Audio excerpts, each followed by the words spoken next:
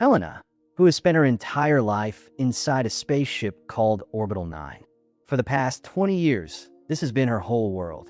She believes the ship is traveling toward a distant planet called Celestial, a place that might be humanity's last hope as Earth slowly becomes unlivable. It already feels like a desperate mission, and the idea that her entire life depends on reaching a planet she has never seen adds a quiet but constant tension. Helena was brought onto the ship by her parents as a child, and she grew up believing in this mission. They always knew it would take 40 years to reach Celestial, so everything was about patience and survival. But one day, halfway through the journey, the ship suddenly malfunctions. Oxygen begins leaking rapidly, turning a controlled mission into a life-or-death situation within minutes. In that moment, Helena's parents make a devastating decision. They sacrifice themselves by ejecting into space, hoping to preserve enough oxygen for their daughter.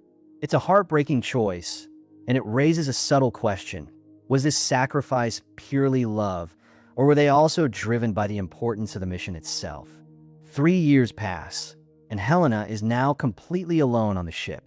The isolation is intense, and even though she continues her routine, it's clear that survival is becoming harder.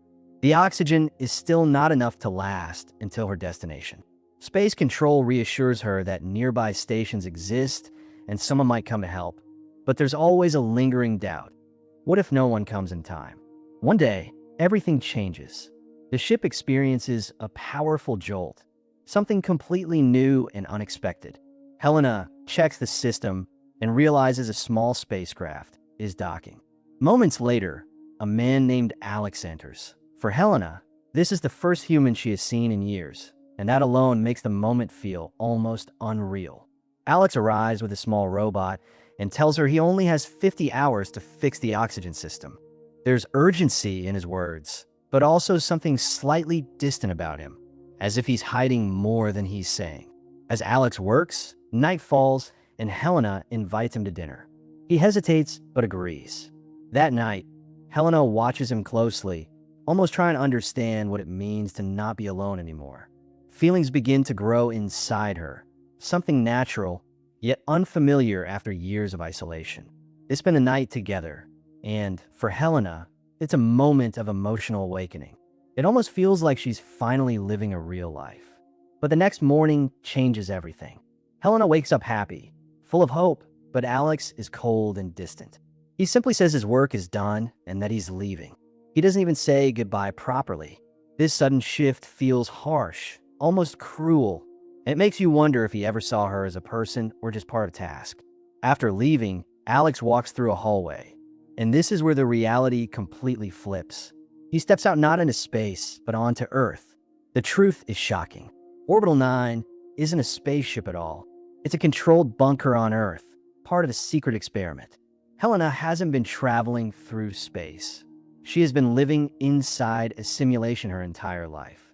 This twist makes everything before it feel unsettling, as if her entire reality was carefully designed. Alex meets his boss, and we learn that there are 10 such orbiters. People like Helena are living inside them, completely unaware they are part of an experiment. Scientists are studying their behavior to prepare for a real mission to Celestial. It's disturbing because it turns human lives into controlled observations. Alex admits the experiment is working, but he questions the morality of it. His boss dismisses his concerns, saying that sacrificing a few individuals is necessary for the survival of humanity. It's a cold but realistic perspective, and it raises a deeper theory: how far can humanity go in the name of survival before losing its humanity? After returning home, Alex can't stop thinking about Helena. He watches her recordings and feels guilt growing inside him. It's clear now that Helena is no longer just part of the experiment to him. When the weight of his thoughts becomes too much, he visits a psychiatrist, revealing his discomfort with how these people are being treated like lab subjects. Eventually, he makes a decision. He goes back to Helena. When he arrives, she is shocked again, especially because he isn't wearing a spacesuit. This is where he reveals the truth to her, that she is not in space, but on Earth, inside an experimental facility. At first, Helena cannot accept it. Her entire life has been based on a lie. Alex shows her the hidden cameras and explains everything, making the situation even more disturbing. To escape, Alex loops her recorded footage with a live feed and leaves his robot behind to mimic her presence. It's a risky move, showing how far he's willing to go for her.